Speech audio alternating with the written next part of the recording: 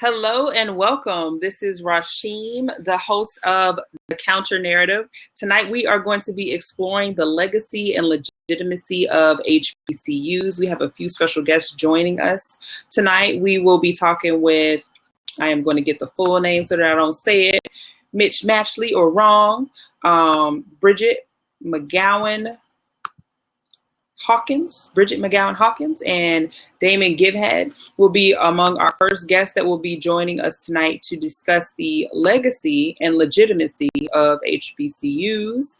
They are both HBCU alum.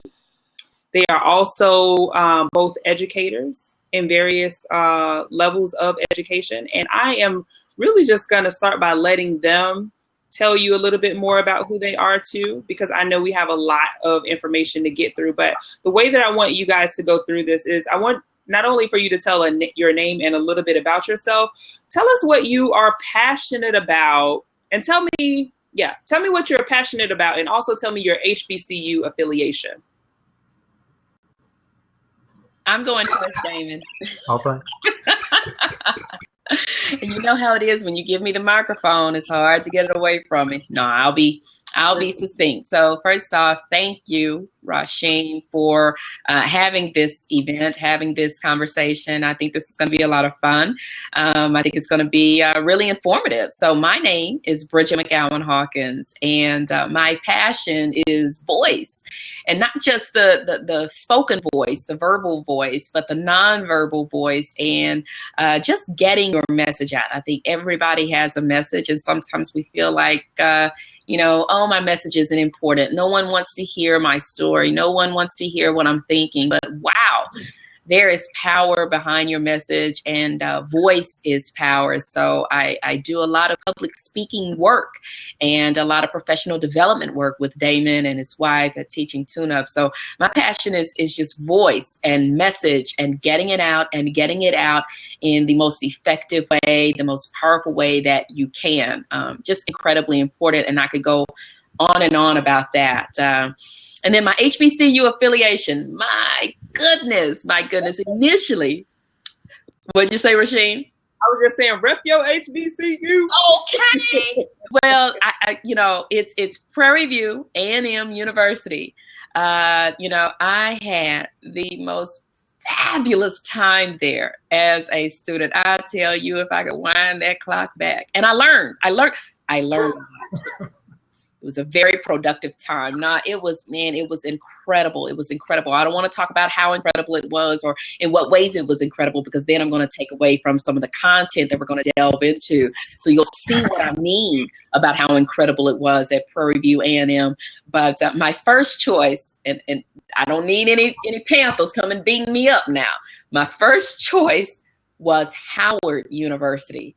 And I was accepted and all of that good stuff, but due to some circumstances, beyond my control, and we know how that works, I ended up attending Prairie View A&M, and I hate using that phrase "ended up" because it suggests it's a lesser than route or something along those lines. But I tell you, it was just a fabulous experience. And then later on, I got a chance to teach there, which was incredibly interesting and and enriching in its own way.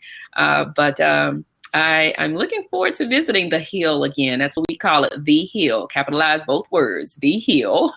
Looking forward to visiting the Hill again. I hope to get there soon. We'll see. We'll see if it's in the cards. But yeah. Looking forward to this conversation. Awesome. Yeah, and thank you, Rasheem, for having both of us. I'm really glad to be here, excited to talk about HBCUs and what they have to offer. First, a little bit about myself. My name is Damon Givehand. My passion is enduring happiness. You can be happy in any moment just by focusing on a positive thought, but sometimes things can interfere with that thought, and happiness is not so easy to focus on. For instance, illness or financial hardship or living a meaningless life or feeling like you're not fulfilling your purpose in life. So I focus on those three areas, health, wealth, and purpose. That's my passion. Enduring happiness, though. And I like to start with health. And Bridget will tell you, I am big on physical health because that's the foundation of our life. The quality of our existence relies on that first. Physical health has to do with survival. And then beyond surviving at our peak, we've got to be wealthy, right? Because we need time and resources to do all the things that our soul craves. So we focus on that. But then beyond, doing all the things that our soul craves, there's the giving back, leaving the planet a better place than it was when we came. So purpose. That's my passion. That's what I do. You can visit me at www.damongivehand.com if you're interested in checking that out. Now, I will say that what Bridget does and what I do, we work together at Teaching Tune-Up along with my wife, Kyla. And what we do is we marry those ideas of professional development, which is Bridget's specialty, and then mine is personal development. So Teaching Tune-Up is all about helping educators live better and teach better, right? Living better first, because you can't have a raggedy, toe-up life, and expect to come into the classroom with all the energy and love that you could come to class with. I mean, so everything needs to be in order at home in order to carry that with you into the classroom. So that's what we focus on. That's the kind of professional development we really specialize in at Teaching Tune-Up. And my HBCU affiliation, I'm a FAMU graduate. So the Rattlers are in the house tonight. Wait a minute. And I didn't mean to wear orange, but that's just how it goes. I didn't see that level of enthusiasm. Look at that response you had, Rasheem. No, This is wonderful, if not more wonderful. I didn't go to FAM. But what makes it interesting is because I lived from Bethune-Cookman College. So Cookman College are rivals with FAM. So my first memories of FAM was always at some game or some like battle of the bands or. So it was always kind of like a love-hate because you have cousins on both sides. You have cousins at Bethune-Cookman College, and then you also have cousins at FAM. So as soon as he said FAM, I thought of like those cookouts where everybody got on their HBCU gear and they going back and forth. So Rasheem, are you from Florida? I am from Florida. I had no idea. Yep. I just kind of assumed you were from the Northeast region up there, DC, Baltimore. Yeah. Okay. Good to know. Good to know. You were right down the road from me. Like, hold up. That's okay. I have a friend in the chat, So Steph, and she, you see how I completely disengaged from this conversation with you up here, and I was because So Steph and I are talking about most of her family graduated from Texas Southern University, which is an HBCU in Houston, founded in 1947. My husband is an alum of TSU, and Prairie View A&M and Texas Southern University have this Labor Day Classic ball game. I mean, they are huge. I was getting ready to say it. They're huge rivals. So Steph put it in the chat for me. And oftentimes we have to, when we used to live in Texas, we live in Arizona now, but when we would go to any PB TSU game, we had to sit in the end zone. We couldn't sit on the Prairie View side. We couldn't sit on the TSU side. He's got on his maroon and white. I've got on my purple and gold. And we just sitting there, just hanging tight, Oh, I love it.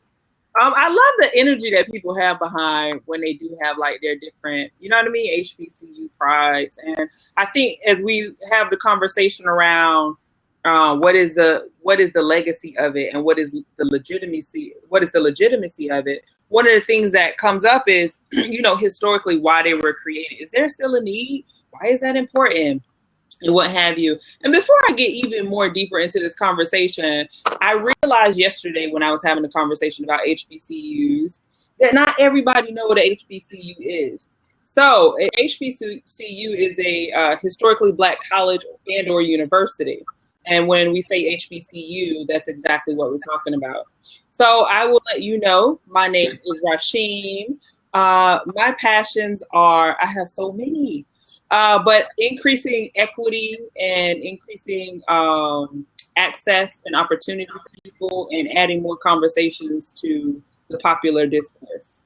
Those are among my passions.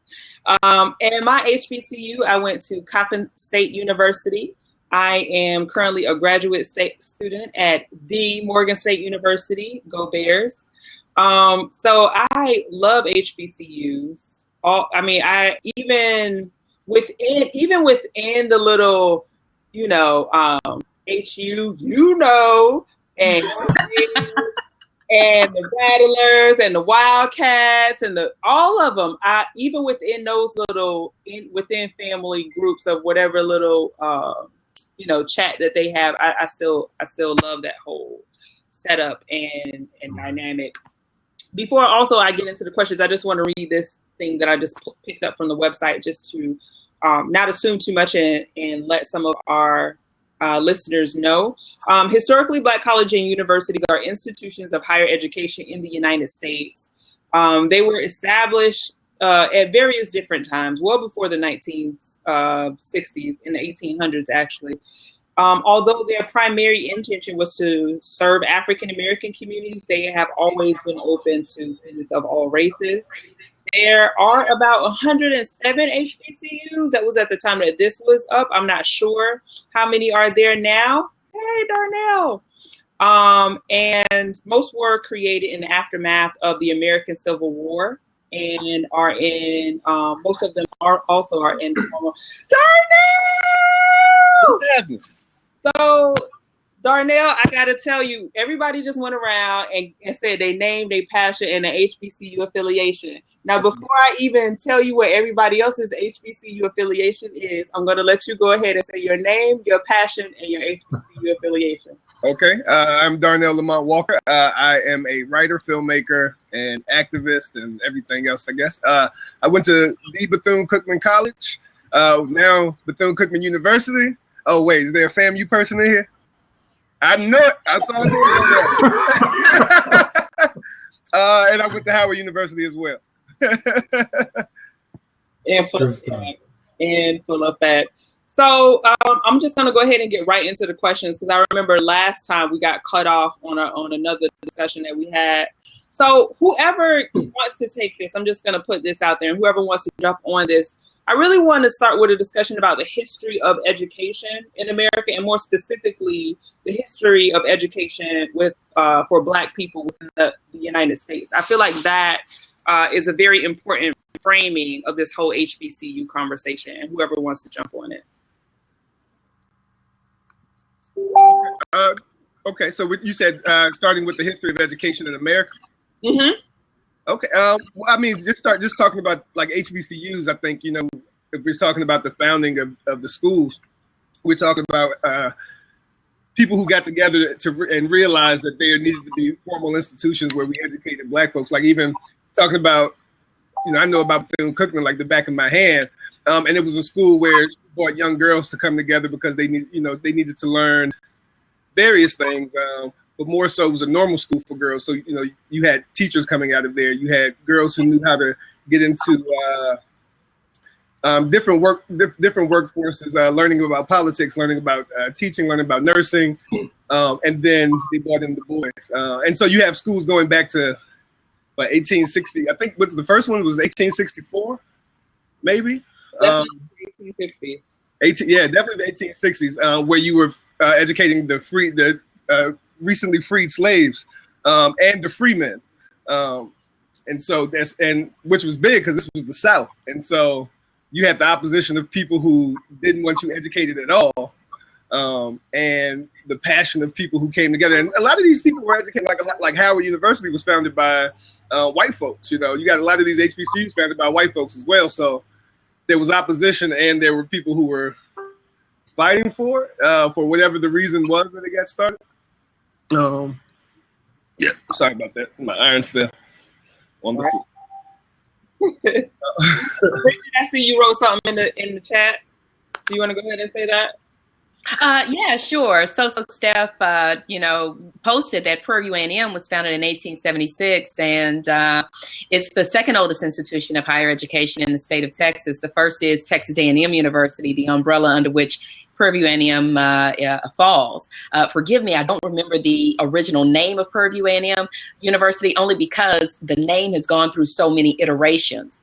I think it's had at least 5 different names. But Purdue A&M University was settled upon, I'm going to say maybe somewhere around the mid 20th century. It started with 8 men as its enrollees. And I tell you, I love looking at the pictures, or at least I used to when I was on campus, of these amazing historic pictures, these amazing black and white pictures. It's really emotional to a certain extent because as Darnell was saying, there was no formal outlet, if you will, or formal institution for Blacks to get an education. And so the passage of the Land Grant Act really made a difference in terms of states setting aside land for the purpose of creating these HBCUs. So it's just really incredible, really incredible. Yeah, and I think it's interesting how like the reason some of these HBCUs started, they held that those reasons were the same reasons people were still going, up until maybe even the 80s and 90s. People were going because that was the only place we could be educated, because of the way the system was set up, and we weren't being properly educated in these high schools we went to. And you have, of course, the civil rights movement where we were integrating into these schools that didn't want to teach us, and so we weren't learning the way we should have. So it was like the next best step was, okay, we're going to get out of here and go somewhere where people want to teach us. And so it was a great thing.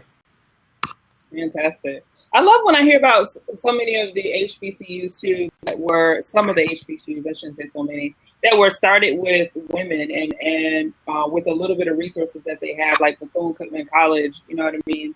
And then also Coffin State University, my undergrad alma mater, and then of course Morgan State University wasn't founded by a woman.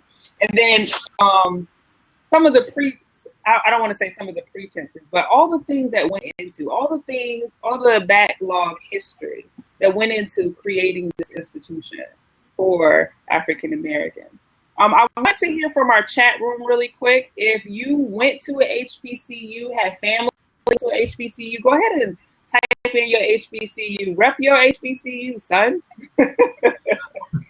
And just go ahead and put it in the chat and let us know. And Hillman does not count. Just so y'all know. HU, So HU's in the house. Life Coach Avalor's for HU. So Steph said her grandpa graduated from Tuskegee and was the first licensed veterinarian in Texas. That's what's up.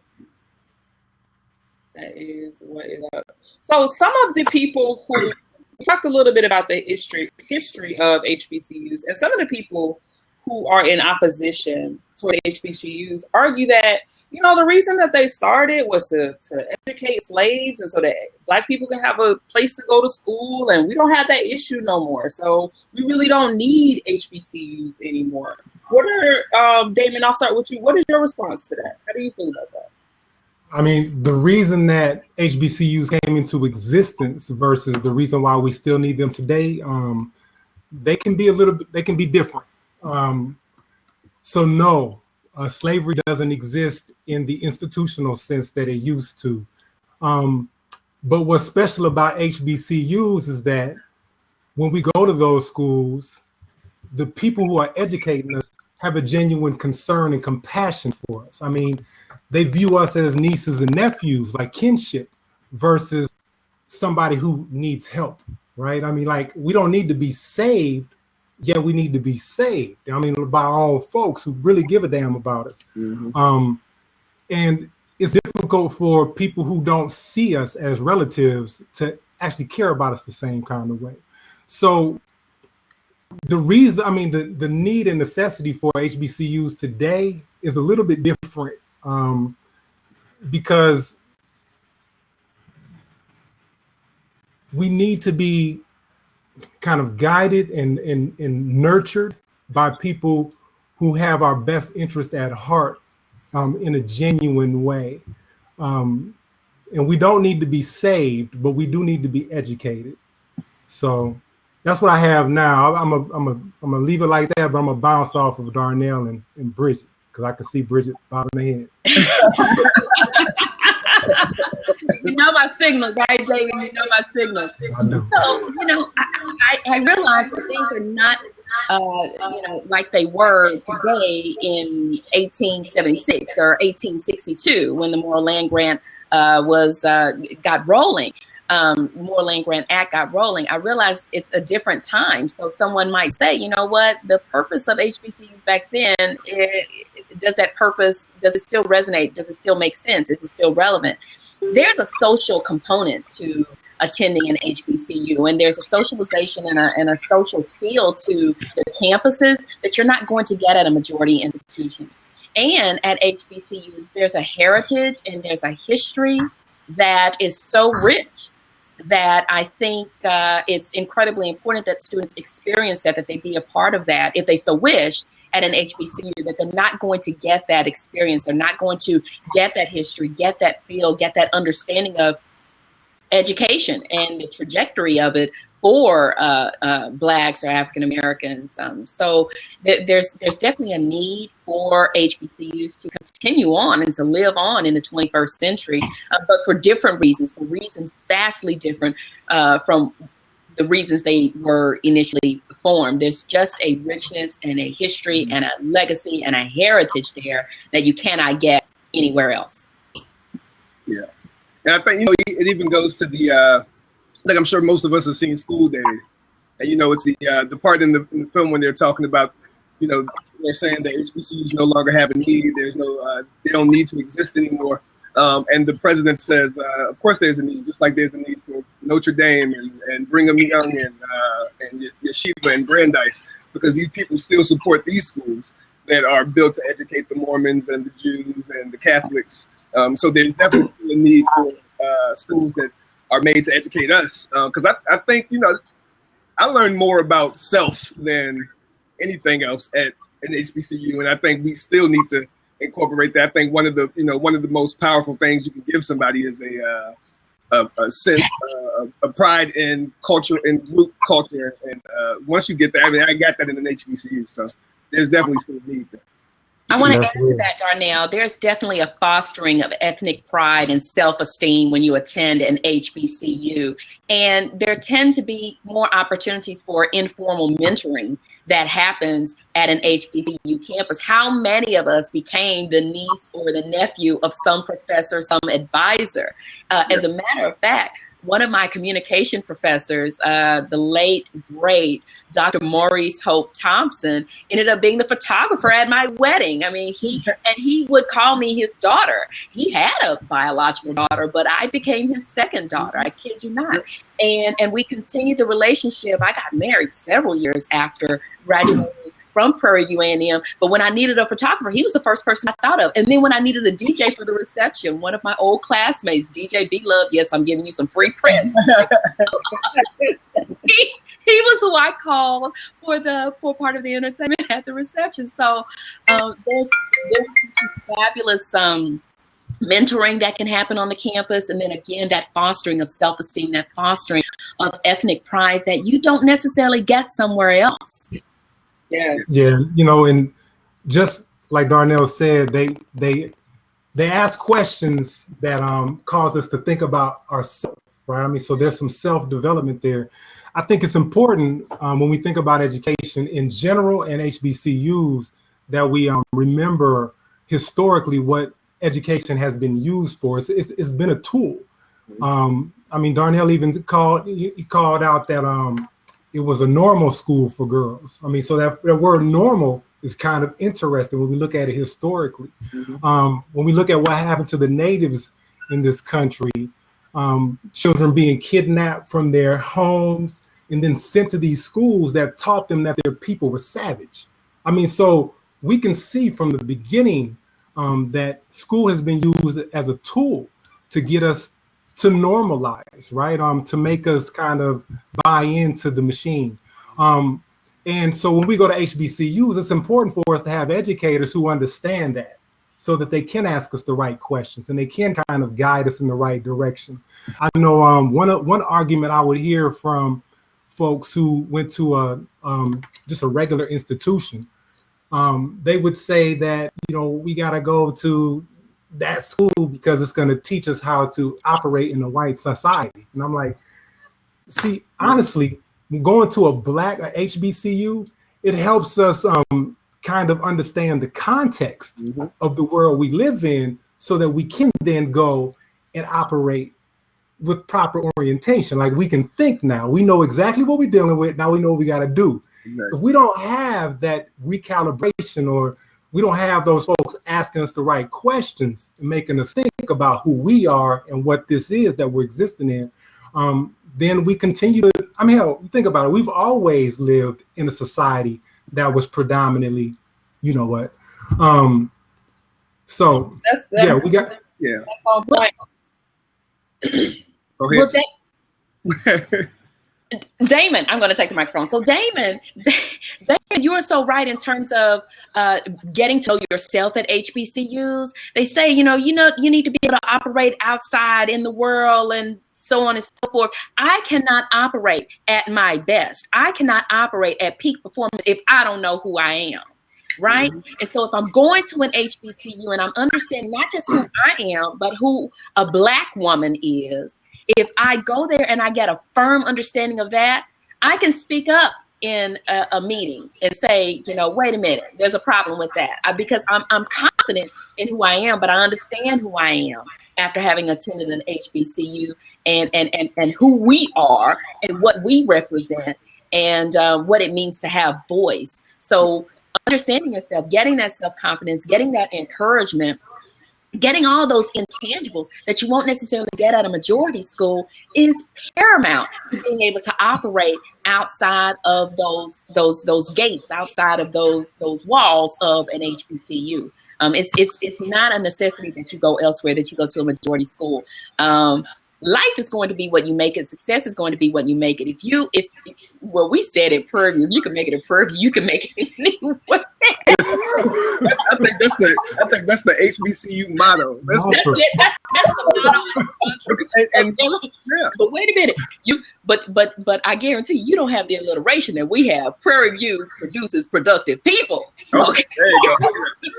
Because we put you through it. No, I added that. I agree. I think because you hear that at orientation, like, listen, if you can make it here, you can make it anywhere in the world. You will go through it with financial aid. You will go through it with registration, your professors, trying to get an override, the cafeteria, like everything. And once you make it through all of that, like outside of the classroom, you are well prepared for anything that's going to come your way. And you get into these workplaces, and it's like, yeah, this is stress-free for me. But you have these people who went to predominantly white institutions, and they can't handle that. It's like they didn't learn that everything was easy, and not for all, but for most of them. And so that's what HBCU provide. And it's like you hate going through it when you were there, but you realize how important it was when you were out. When you get out. And Rasheem, not to take over, but I saw a really good question in the chat, and you may have seen it too, where I want to get to the chat and make sure that I give them a voice. Before I do that, I just want to thank you all for everything that you said, because what I got from that is not only it served a particular purpose at a particular point in time for us. It may not serve that same exact purpose, but it's continually to serve different purposes as we grow and develop. Our HBCUs are growing and developing to reach up and meet our needs, and still developing us, as human beings, developing our sense of self. So it is absolutely crucial. I'm going to go over to the chat right now and just shout out, first of all, people who are in the room, and thank you for providing comment. Damon, when you were talking, Darnell, Bridget, people were saying stuff, and I was just, I wanted to be able to say to you what they were saying as they were talking. So I'm just going to scroll up a little bit and get to Steph mentioned, in this culture of assimilation, it's nice to have a safe space to speak. Aaron, thank you. Aaron, Mr. Wake Up Better. He said he just got home and he had to make the show. Thank you, Aaron. I appreciate that. That's a great quote. That's really good. Right. I appreciate that. And so Steph also say the history/legacy needs to be preserved in a culture where we really have very little culture that isn't appropriated by our white counterparts. She also says that HBCU football is a totally different experience than a traditional white school's football game. Listen, I've gone to some games for the band. Let me just. That's right. I've gone. People go for football. Go for football. I like football. Okay, I've never gone to a football game for a football. Yeah, I remember that too. Oh goodness, let me go back up. Do you know having classes purged from your system, getting cussed out by your professor, people telling you no all the damn time, you have to advocate for everything. So in this, she's speaking to how you can make it there. Darnell said the major F word in HBCUs, and that's the financial aid office. And I can't find the question. Go ahead, Bridget. Say the question. The feed is moving fast. I just put it down there for you. Okay. So yeah, Mr. Wake Up Better asked, yeah, what do you say? You're right. It is scrolling fast. What do you say to people who say HBCUs are failing? And you know, I told him my response would be a question. In what ways are you suggesting that it's failing? Because I think that's pretty subjective in this conversation.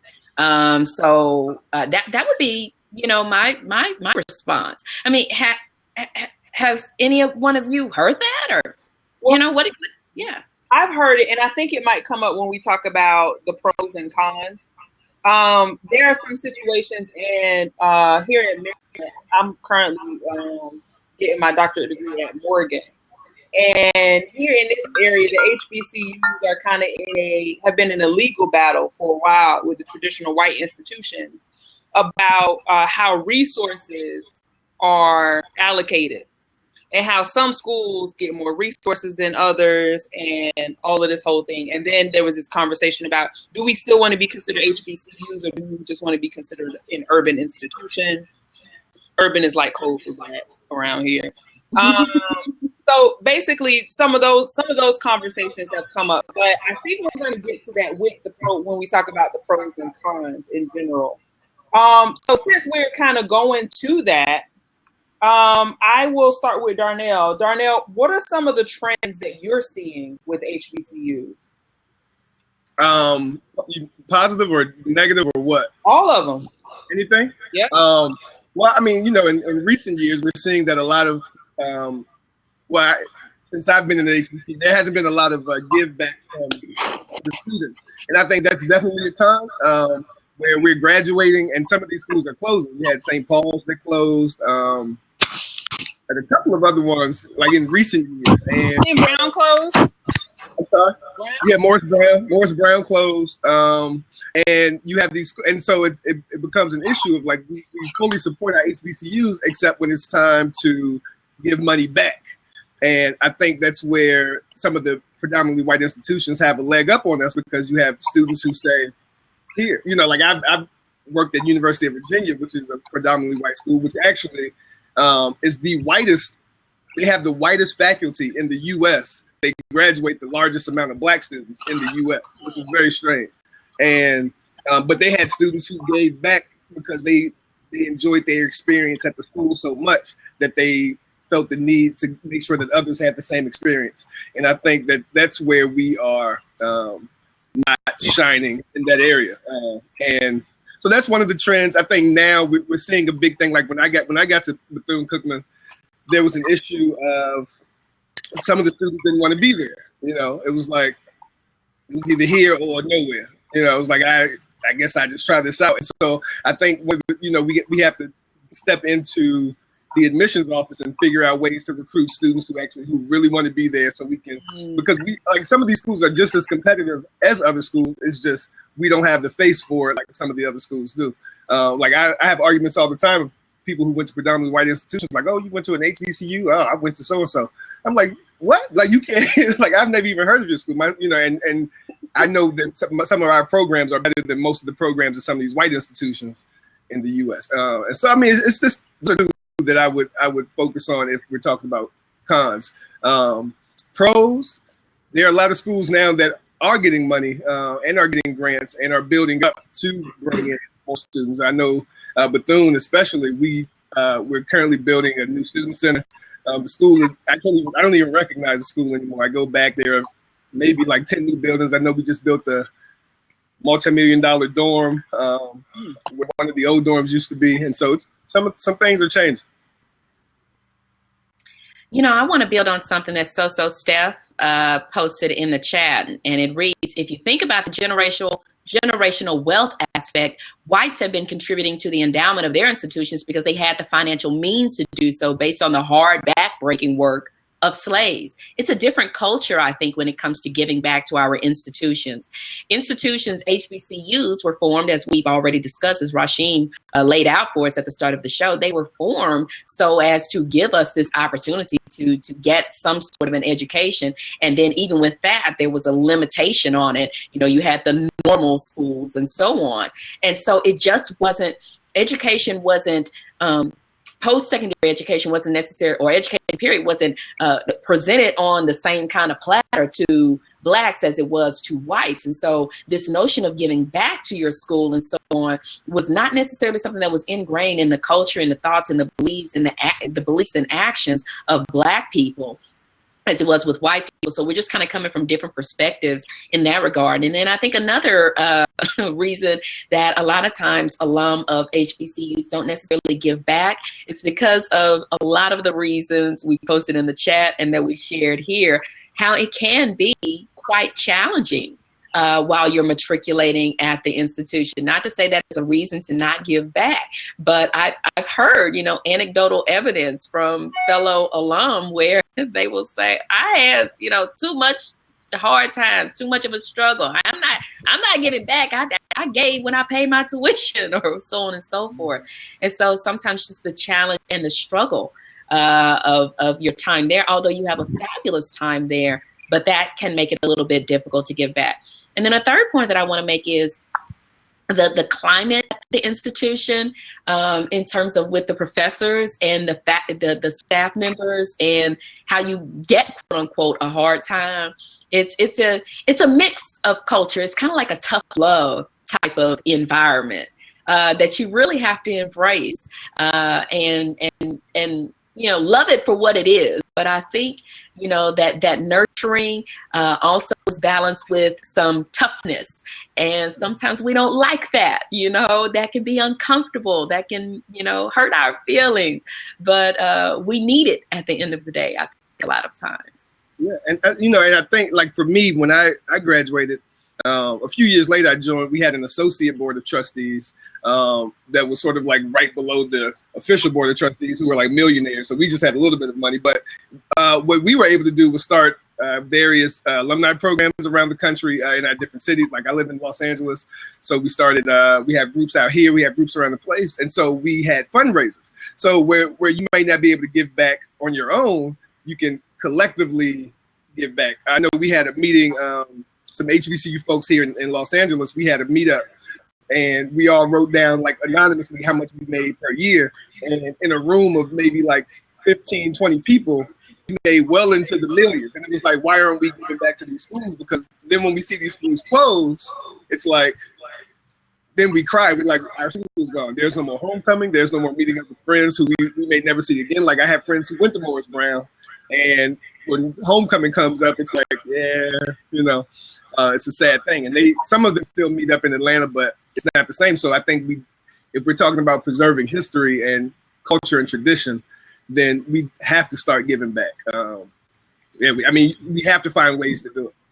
And I wanna respond to Tachi's question, which you kind of responded to it right there, Darnell. Tachi writes, true. Probably in response to some of the things I was saying about it being such a challenge. How do they become better? Oh, I'm sorry, true, but where does it stop? How do they become better if we refuse to give back? And that's the thing. We have to stop refusing to give back, and we have to look at the larger picture and recognize, you know what? It may have been a tough time there, but look where I am now, thinking about what you shared in terms of writing down all of those salaries and looking at, you know, what you are able to accomplish or attain.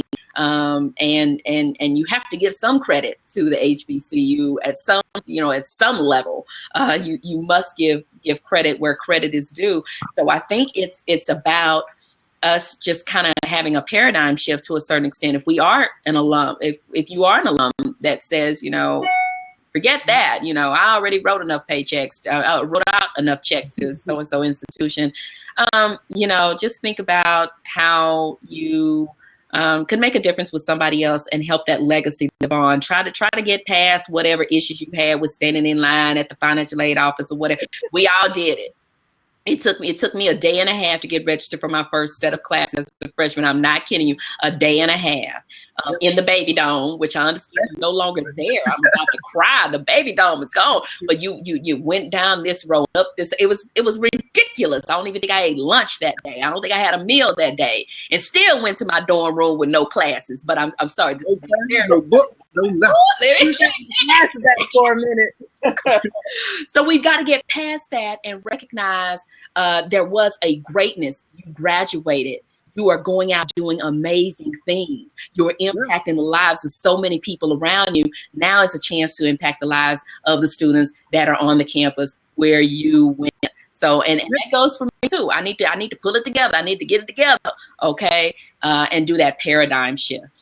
And even offering, you know, like even offering scholarship, like if you have like $100 in a year, just offer like a scholarship to a student, because even though it may have been hard for you, you might help this student who will then graduate, make $1 million, and get back to the school, or go down, like get your job to sponsor a trip down to the school and do a career fair or anything. You know, there are ways to give back other than financially.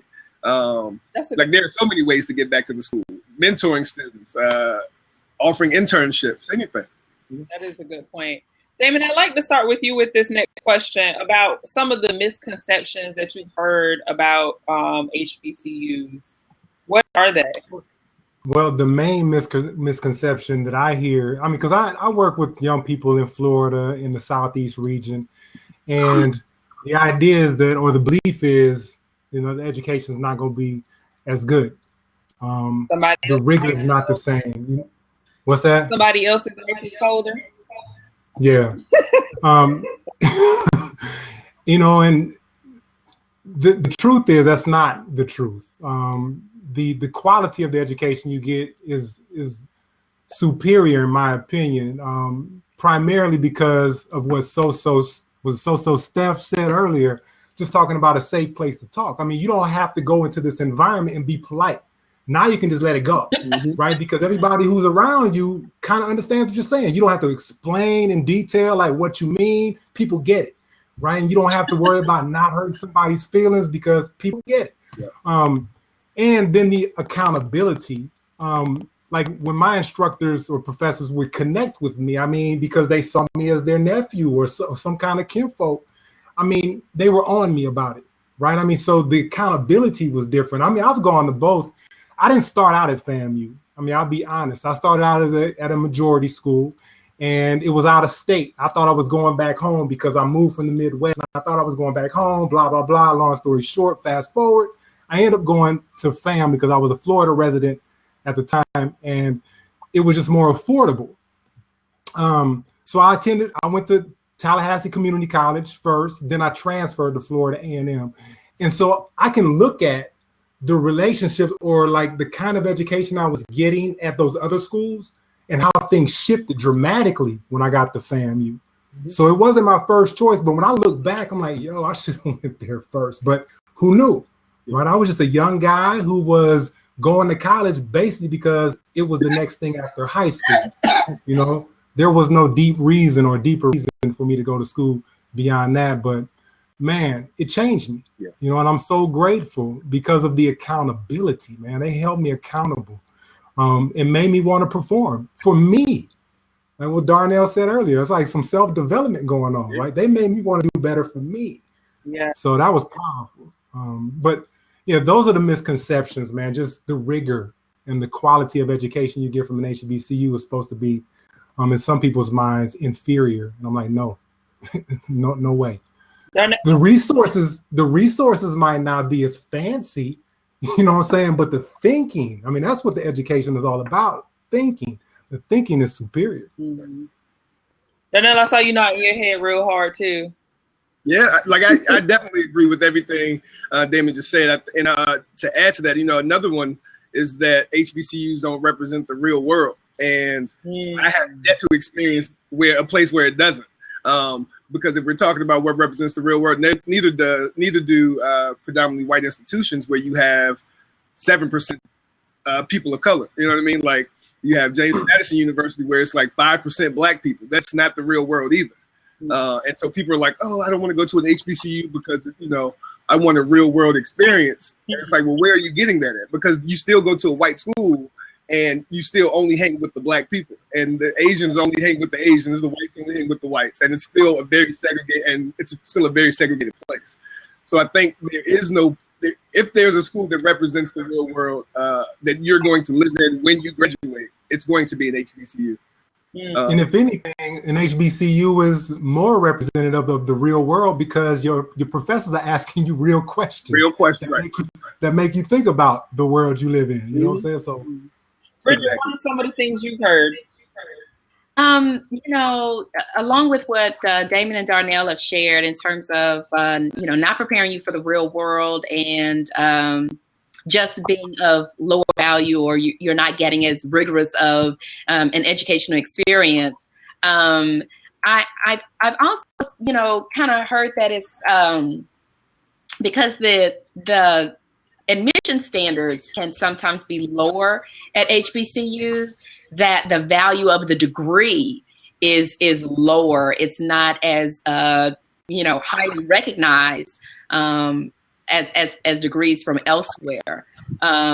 Which my attitude is, I think about a team I used to work on. Number one, let me back up.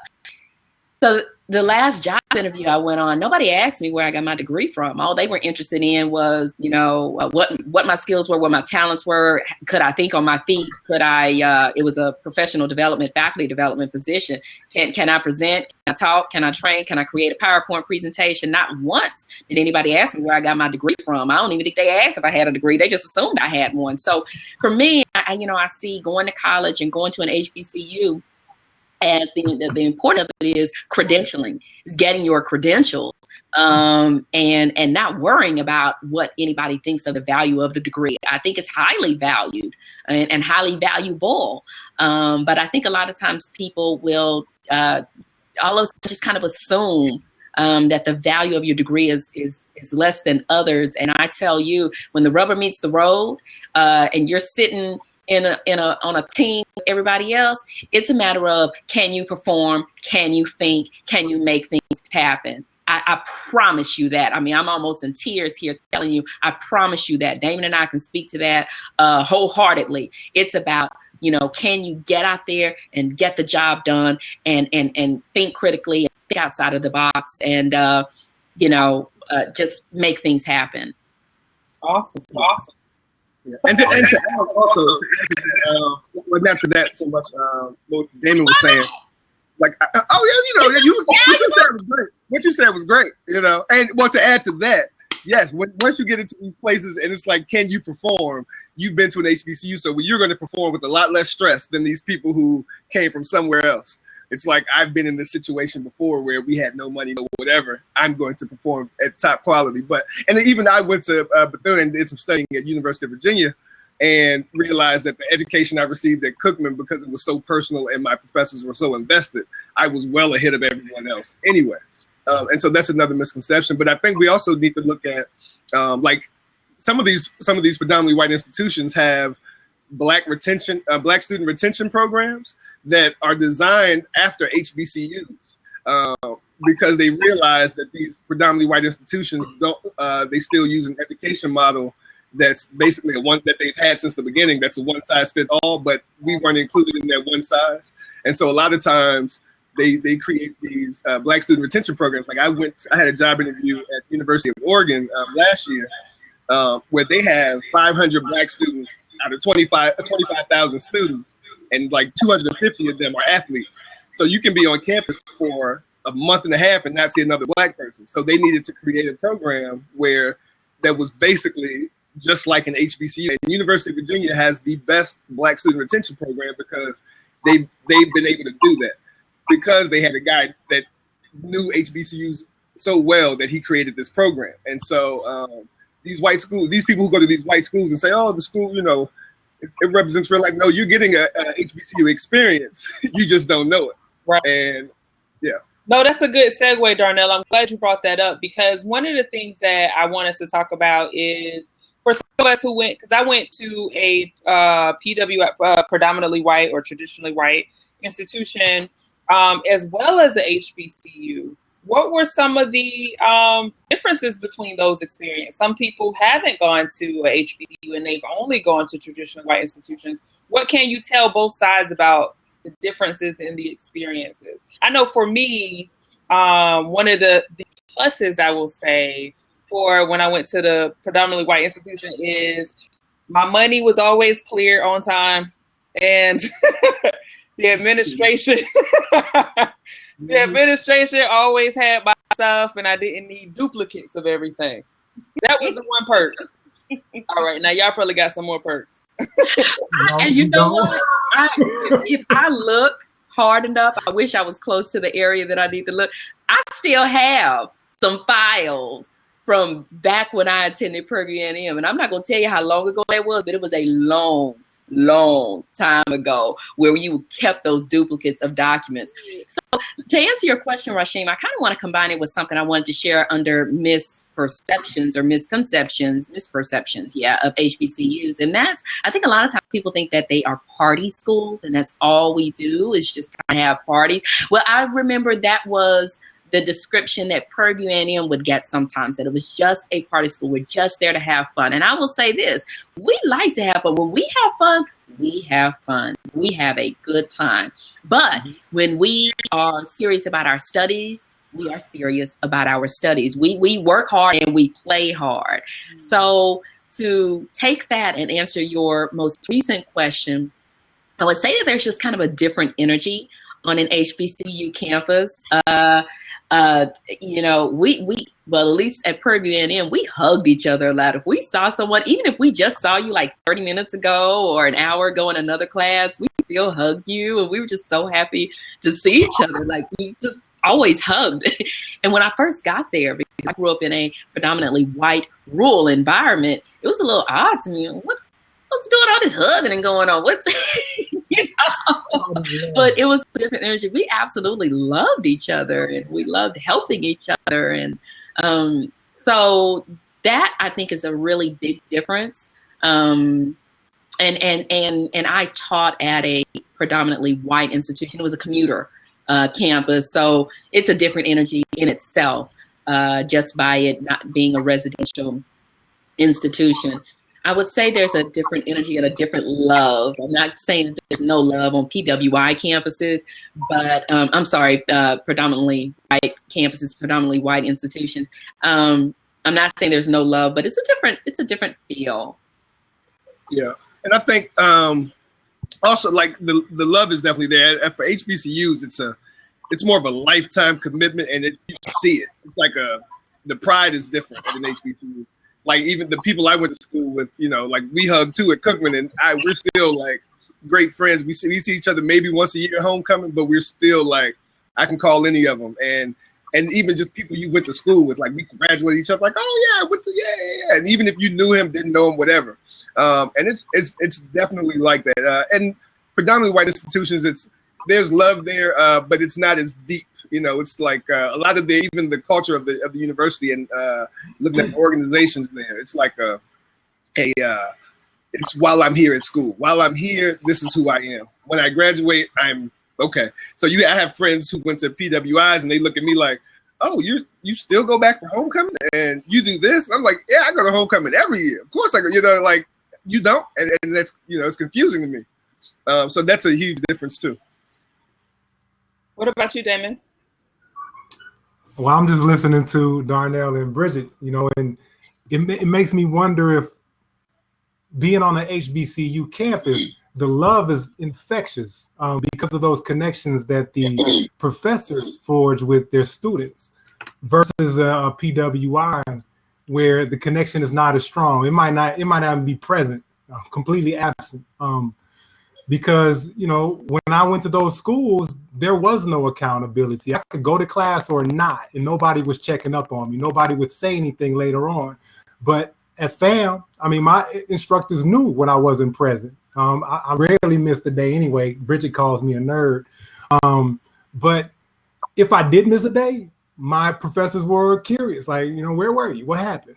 What's been going on? You know, and so, I don't know, the love from the professor down to the student, to me, I think it's infectious. You know, they kind of model that. So it's easy for us to get along with each other on the student level, to show love and give hugs and just, I don't know, exude that energy. The lack of the college is sweeter than knowledge. I never heard that, but I love it. Yeah. I mean,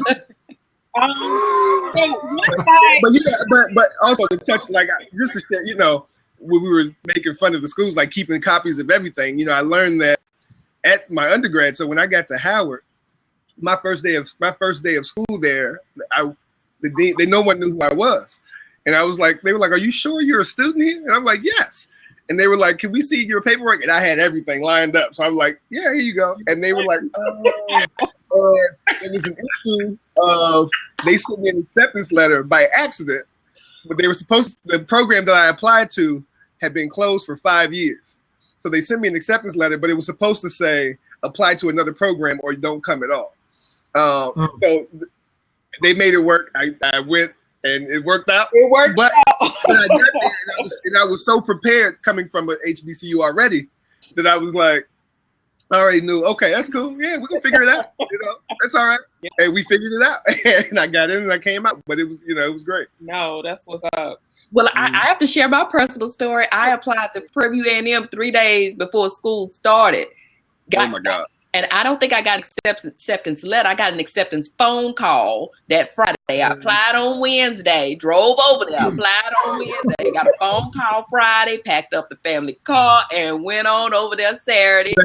Ended up with 2 roommates in a room about the size of a phone booth, Dee Dee and Dia, and Dee Dee and Denise. And as a matter of fact, Dee Dee and I are still in touch with each other. She tweeted me a few minutes ago.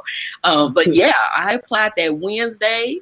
Got the call Friday, packed up the car Saturday, started class Monday. That's crazy. That's real. Like, I ain't even worried. That sounds standard. I say sounds about right though. Yeah. I will say one of the things that I don't know if people realize too is that HBCUs have their own culture. And I think we really started to see that with with shows like A Different World and movies like Drumline and Do the Right Thing and School Days, I meant to say. You start to see this is not just I'm going there, I get this piece of paper, this fancy wallpaper, and these letters behind my name. It is a cultural immersion experience. Their own music, their own language, their own way of being. And I will say I'm still a member of some Black academic organizations, and even that has its own feel to it. There's an energy and a culture behind it that I think that goes deeper than it just being. It's not that this institution is just called this. This is a culture. This, you know, respected. So I agree with all of you, even with all of the challenges that we have. It's like that family member. You have all types of challenges, but they still your cousin Pookie them, and you know how to deal with cousin Pookie them. You just, you know, you keep the silverware wherever you need to keep it. And it's one of those things where I can talk about HBCUs, but don't let nobody outside of HBCUs say nothing about an HBCU. I'll go in on Cookman, I'll go in on Howard. Like I just talked about Howard, but as soon as I get on Twitter and people say HBCU did this, what school did you go to? I went to University of Right. No. You know, but it's funny because I went to an HBCU because of A Different World. Like I remember learning that Hillman wasn't a real, like I'm from Virginia, and Hillman was supposed to be Hampton. And I remember learning that Hillman wasn't a real school, and I may have been like 11. I cried. I was so sad about that because I knew that I was going to go to Hillman. I was going to sit on the fire escape. My girlfriend was going to live in the room next to mine. Like I knew this was going to be a thing. But you know, but my college experience was a lot like A Different World. And so like I had the fun. And you know, you become that senior who's like, okay, I had too much fun. Let me try to get my GPA back up to at least a 3. You know, like that type of thing. and you back out a little bit, but you still have a great amount of time, and it's a great experience, man. Absolutely. So we're at the hour. We still have about 30 minutes before this video shuts completely off, and I still want to get a few more things in. I appreciate that, because I think what everyone brings to it is not only their experiences. I mean, we're all from 4 different institutions, and if you count the fact that I went to 2 HBCUs, I think somebody else went to 2. That's about 6 or 7 different HBCUs represented, and then the people who are in the chat who either had family members who went to HBCU or they themselves attended one. Just sharing those experiences is something that's, I feel like, very real and also very important to really talk about. So we talked about around and those different influences and what are the difference between HBCU and the PWI. And Darnell, you actually started talking about one of the questions that I'm going to go to next. Hello, you backed out. Oh, okay, I hear you. Okay, good. Thank you for letting me know. I want to hear from us, and I also want people in the chat, if you went to, even if you didn't go to the HBCU, I still want you to respond to this question in the chat. When was the first time that you learned that something like an HBCU even existed? When did you learn that this was a place? Well, for me, it was definitely a different world. And I think, that if it wasn't for, because I was, my generation and my family, me, my cousins who are the same age, we were the first to go to school. And I was the only one who went to I was the third one. Actually, no, my cousin before me went to Grambling. But I knew about Hillman before that. And I was like, okay, HBCU. And so I was sort of, and then I told my teachers at an early age, like, hey, I want to go to an HBCU. And so they kind of groomed me, prepared me for that. I did Kappa League in middle school and high school. And it was like, okay. And just went down that route. And then we went on a college tour. And that's when I was like, oh, this is it. This is, because I grew up in the college town of University of Virginia, which is predominantly white. I've seen the issues they had. I had friends who lived on campus who had nigger go home written on their door, a Klan's mask left on the campus. They were fighting for affirmative action on the campus. And I was like, I can't deal with this. I can't deal with racism, one. And I need to go to a school where I can learn how to be culturally aware of many things. And so I went to the Bethune Cookman, which happened to be in Daytona, which is a crazy place. But yeah, that's where I learned it. At Hillman College was the first place. Awesome. Damon, you want to go? Well, when I moved from the Midwest to Pensacola, Florida, which is where I stayed, where I finished high school, that's when I learned about Florida A&M. And it was such a popular school just because of where Pensacola was situated that I don't ever remember a specific moment. HBCUs were just, it was etched in my brain from just when I heard about FAMU. It was just a school to go to. It was popular. And the HBCU part didn't stand out to me. So it wasn't something that I remember hearing for the first time. Mm-hmm. Okay. But I understood it, though, on a level, mm-hmm. right? Hell, Jackson State University. Is that an HBCU? Mm-hmm. Yeah. I think it might have been also just going back to my earlier days. I think Walter Payton went to Jackson State. Okay. So that might have been the first time I even heard of an HBCU because of Walter Payton. Okay. Bridget? I think. I'm sitting here and you're making me really dust off the cobwebs. I want to say my first time, and I don't know that I knew that it was an HBCU, but I remember a pastor, and he passed away, oh my goodness, I'm going to say probably close to 20 years ago, but the pastor at the Methodist church that I attended as a child, Reverend J.W. Ratcliffe, and his wife, Clarice, went to Prairie View, I'm pretty sure. And so I remember them constantly saying that I would go to Prairie View, and I didn't know that it was an HBCU. I did know that it was an HBCU. So I'm going to kind of say maybe it was just hearing them talk about Prairie View. And even when I attended Prairie View, he would call me Miss Prairie View when I would come home on weekends and would attend church. And it was never, hey, there's Bridget. It was, hey, there's Miss Prairie View. Lord knows I ain't never been in no pageant. I was the MC for a Mr. Prairie View pageant. That's about as close as I got. But yeah, I want to say that was it, as well as Darnell's experience with Hillman on television. But yeah, that would probably be it. Just, man, oh goodness, you don't know, this show is doing so much for me. I'm sitting here, recalling some memories of yeah. Being at church, sitting on the front row. I was lame, sitting on the front row. You can imagine, Damon, I was a church school secretary. It was a very, very small church. Yeah. You're kind of going into what my next question would be. Tell me about your decision to go to a HBCU.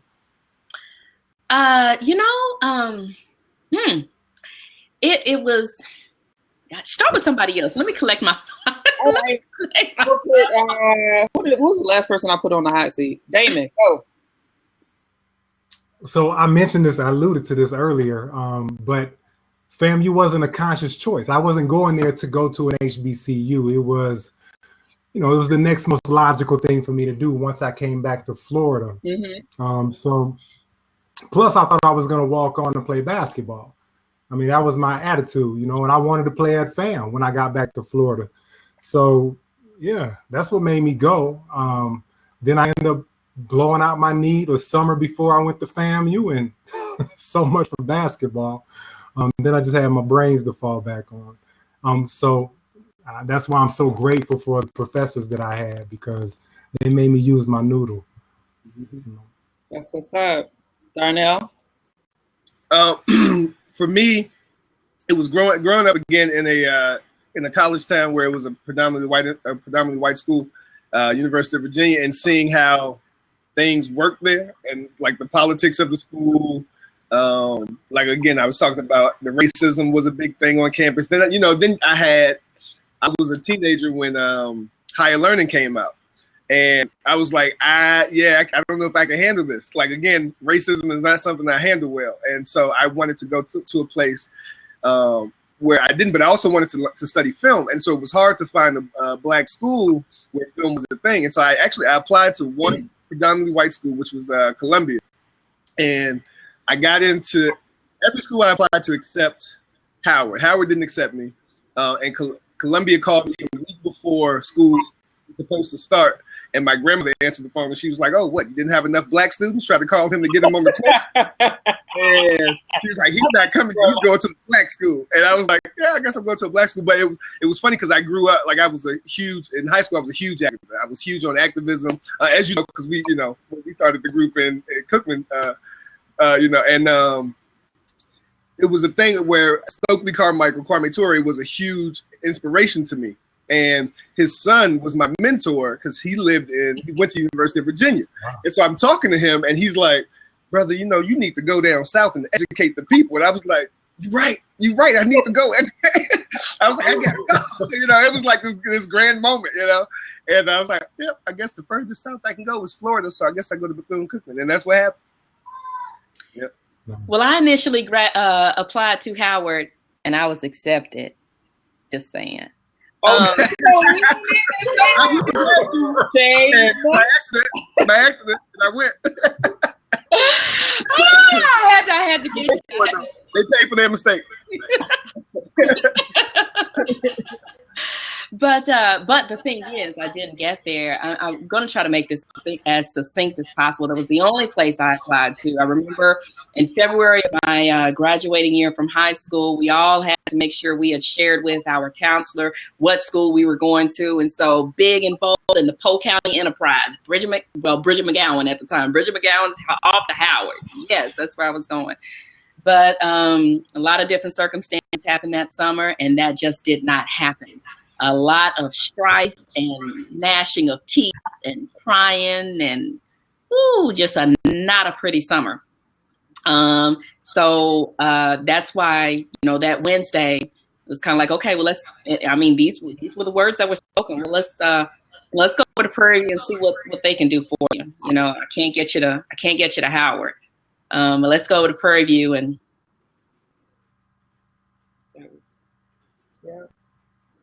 Yeah.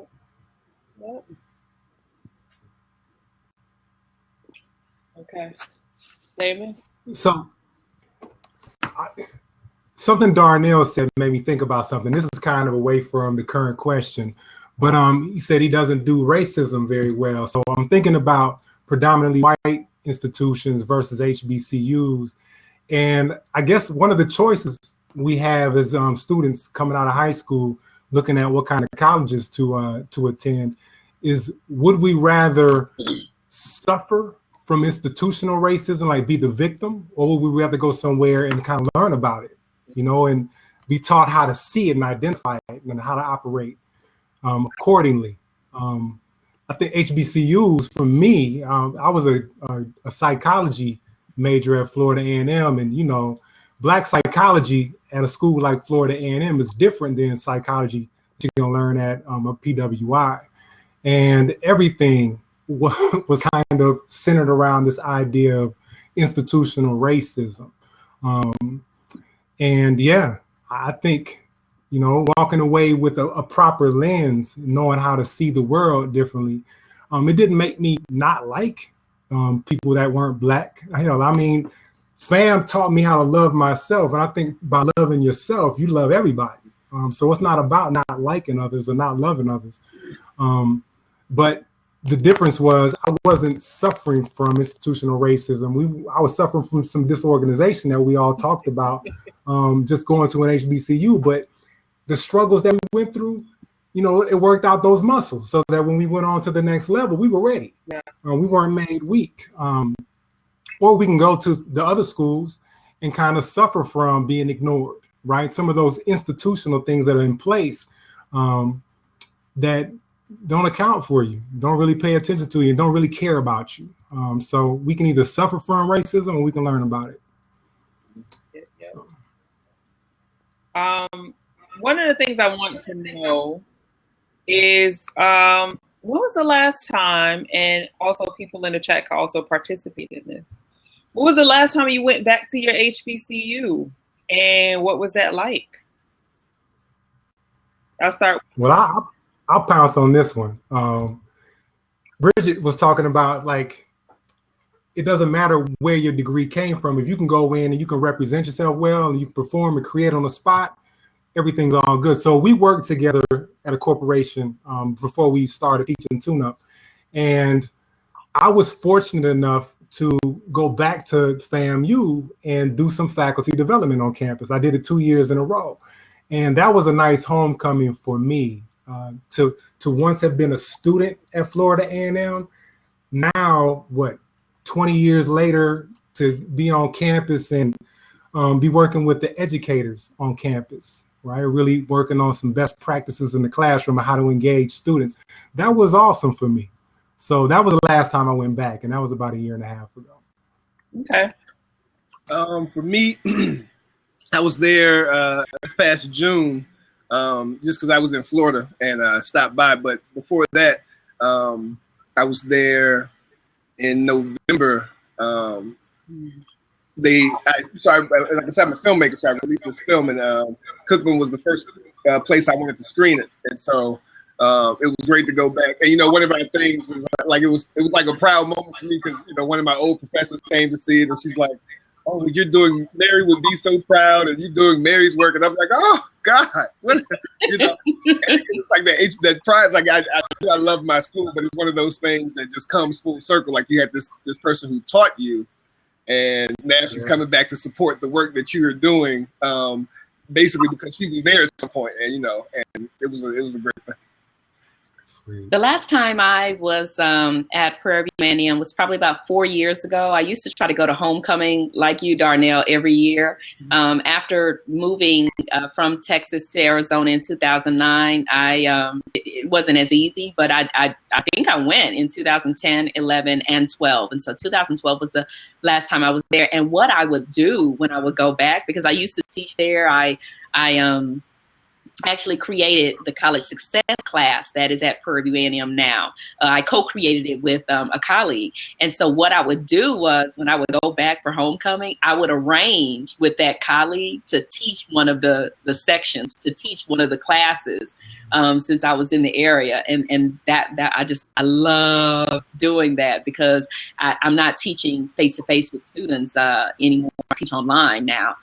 So that was my last time. It was probably 4 years ago. But if things work out right, I'm gonna be on the hill this weekend if things work out right. So we'll see. I'll report back. We'll see what happens with that. But my husband and I are heading out. Our family's headed out to Texas tomorrow morning. So I want to hear from everyone here and also in the chat. Are there any Greek in the room? If you Greek, I want to hear what frat or sorority you repping.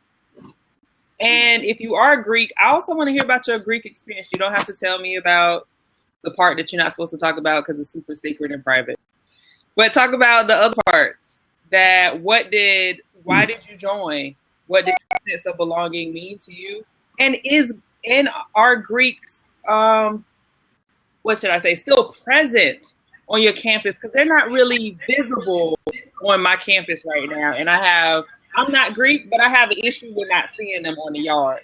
Like they don't have a tree, they don't have an area, or it's way back into somewhere. And that was a huge part of my college experience, even though that I wasn't Greek, it was still a huge part of my college experience. So if you are Greek, I want to hear about it. What made you want to join? What are the benefits? And are Greek life present on your campus? Try to keep it to 2 minutes because we only have, or 3 minutes, because we only have 14 more minutes to go before it cuts out. Okay. Well, I'm not Greek, but I'm married to a Delta. I'm done. Okay.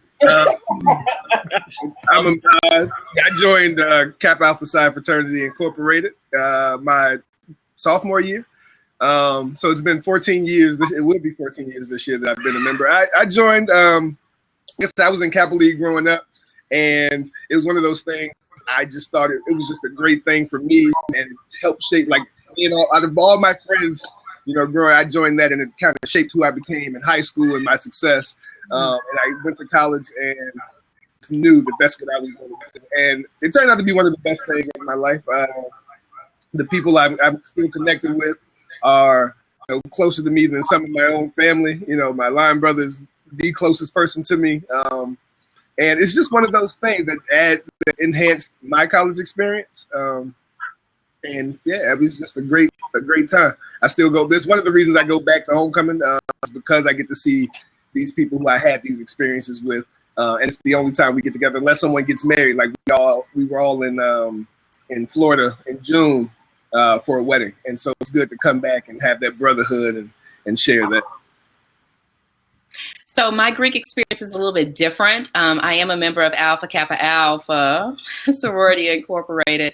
I was invited to join the graduate chapter, so the graduate chapter in Purdue.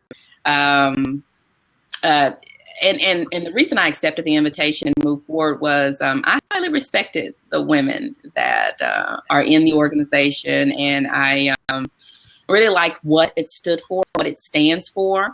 A lot of times if I see eyebrows will go up sometime among white people when you say something about doing XYZ with your sorority, and you're still doing things with your sorority.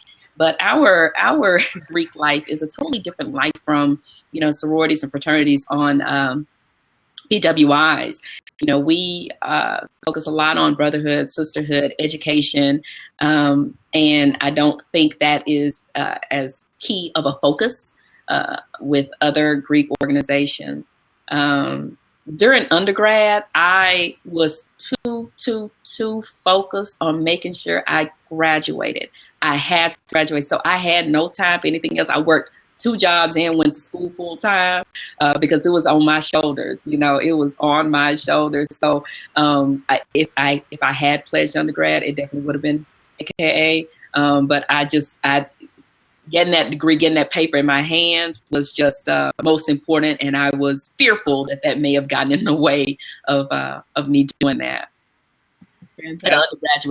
At the undergraduate level.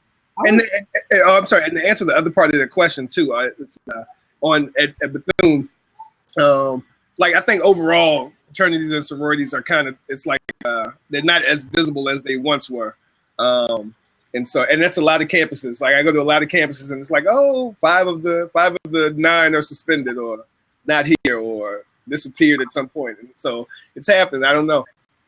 Yeah, that's interesting. I went on an HBCU tour last year, and I went to 7 different HBCUs. And the only one that the one that I saw that had the most presence was I think it was Tuskegee. I think it was Tuskegee, and I saw their stuff. I mean, they had whole like everything. And there's others that I went to, like TSU. I saw a little bit. You know what I mean? But that was that's for me. That is part of the culture. That's part of the, it's part of the experience. And I love a Kappa Step show. I just want to put that out there.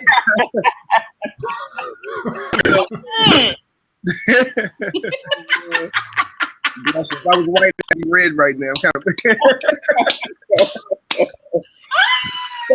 this question, I want to present this last question. I want to start with Damon, and then after we do this round of questions, I want everyone to let everybody know where they can, what did I start calling it? Get Swift. And that is, if you have a Snapchat, website, Instagram, Facebook, Twitter. So let people know how they can get Swift with you. But first, before you answer that question, I want to know if you could go back and you could talk to Damon his first week, freshman year of his HBCU experience, what advice would you give?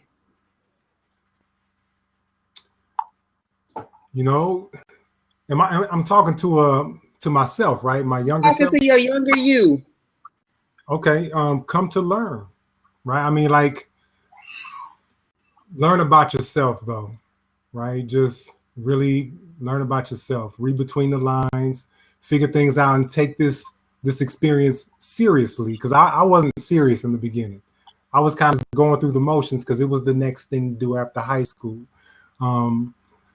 I think Darnell said it also, just making sure my GPA was like on point from the start so that I wouldn't have to miss out on some opportunities that I had to pass up because my GPA wasn't in order. So I would have played the game. I would have played the game more seriously, but I would have been playing on 2 levels. I would have been playing the game of grades, but also would have been learning about myself. So fantastic. Whoever want to take that next time with me. Okay. For me, I'd say to create more opportunities for myself.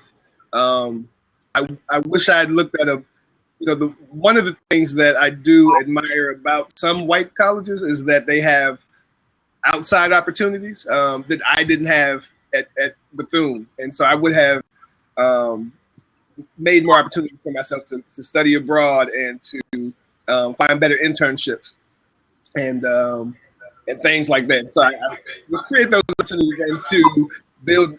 And I was great at networking. I was great at shaking people's hands. And so I made sure when I left, I was going to be set up pretty well. And so it worked out. But I feel like I should have been building in a broader sense. Like I was always in Tallahassee at FAM and at Florida State. I was always at UF. I was always down at USF, Miami.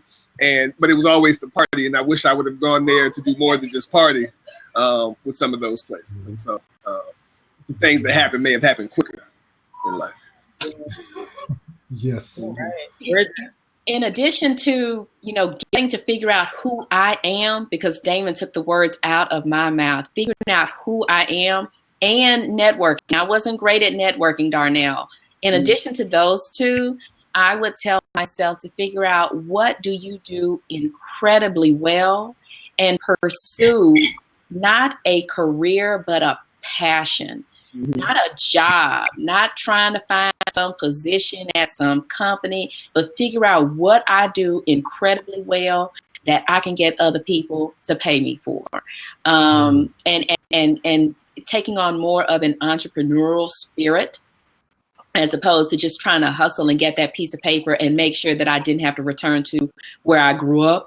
but understanding the networking piece, understanding the bigger picture, and contributing on a larger scale, as opposed to me just kind of, like I told you, I was focused. I was working at the bookstore part-time, working at the radio station part-time, and going to school full-time just so I could make sure I got that degree so then I could go get a job. I would tell myself, focus on figuring out what you do well and connecting it to a passion, and then hit it hard with creating something amazing for other people to benefit from. Beautiful. Love that. So now I want you guys each to tell people how they could get fit with you. Sorry, I'm messing up my own thing. Okay. I am Darnell Walker again. You can find me on Instagram at Clever Bastard on Instagram, Clever Bastard. DarnellWalker.com, where I have books, film. I do everything. Like anything creative, I do. I think I used my degree for about 9 months, and then I just said I'm going back to entertainment. And but it works out. And the book that you gave me that you made, you wrote a play. It's on my bookshelf right now. Back with staplers. I remember that. That's when I was hustling, man. That's when I was hustling. But now I have books with real binding and everything. I actually just put a children's book out there called "I Hate My Parents Having to Teach Their Black Children About How Not to Be Killed by Police." It's called "I Hate That I Have to Tell You." Okay. Sad state of affairs when we got to that point, but that's where we are. And so yeah, DarnellWalker.com. And if you want to check out the film, SeekingAsylumFilm.com. It's about Black people leaving America and seeking asylum elsewhere. Love it. That's going to be necessary with this new election coming up. All right. Who's next? All right, you can find me at DamonGivehand.com. I'll be doing a program at the start of the year. It's called, the 12 Radical Intentions of a Rich Life. It's a 3-month program. I'm also going to start I'm calling it YAGS, the 7-day YAGS challenge. You can follow me on Instagram also, Damon Givehand, at Damon Givehand. In the YAGS challenge, it's a 7-day challenge, and YAGS stands for Yoga and Green Smoothies. Because I'm really about their physical health, man. And I just know people are secretly wanting to either try yoga or try them green smoothies, or both, if you might be doing one or the other already. So that's where you can find me. I hope to see you there. If nothing else, I hope to plant the seed so later on you get curious. And you can find me at BridgetMcAllen-Hawkins.com or do a search for BMcHawk Talks. I am working on creating some online public speaking courses, and not just your cut and dry, boring, courses, but some really engaging courses on public speaking, finding your voice that works for you, that fits for you. So BridgetMcAllen-Hawkins.com, also on Twitter at BMacHawk. Love to hear from you. Oh, yes. Thank you, Damon. Thank you. And please visit us at teachingtuneup.com if you are in the education world.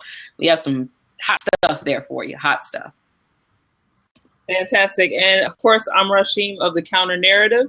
You can always find me on FireTalk/Rasheem. If you want to catch the show, it's always running different shows. Or you can always catch the replays at s.rasheem.com. And I am on Twitter, s.rasheem, Snapchat, s.rasheem, Facebook, Rasheem, Instagram, s.rasheem. Also, there's going to be an after show that's going to start in exactly 1 minute. If you were in the chat and you want to hop on, or if you're on right now and you want to stay on and just have a conversation on the after show, then click the link that's in the chat. If you are watching on YouTube, you don't have the link that's in the chat, but you will be able to look below after you subscribe for the channel. Then you can go and look at that information and comment and post and engage and everything. Your voice counts, and I want to hear from you. Thank you for everybody who is on here live. Thank you, Bridget. Thank you, Darnell. I love you. Thank you, Damon. Tachi, thank you for being here. Miss Gage, thank you for showing up. So Steph, I appreciate you. Aaron, I always love when you're in the building. Everybody, I appreciate Avalora's not on here right now, but she was here earlier. Everybody who came and dipped out really quick, I really appreciate it. Thank you, everybody. And I will see you at the after party, or I'll see you later. Peace. All right. Love y'all.